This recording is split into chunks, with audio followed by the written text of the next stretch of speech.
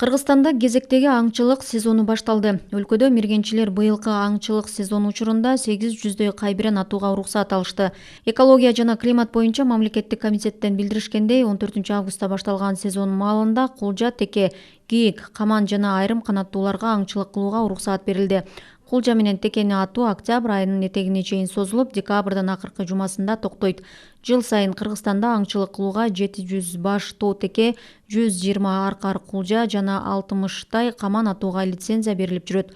Тоо текени атууга уруксат алыш үчүн өлкө жарандары 10 000 сом, чет элдиктер 100 000 сом төлөйт.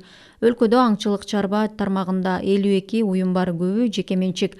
Алар негизинен чет өлкөлүк жарандарга аңчылык уюштуруп берет. Кызыл китепке кирген жаныбарларга аңчылык кылууга уруксат жок. Бирок ошого карабай Илбирс аюу атып, экологдордун колуна түшкөндөр улам катталып турат.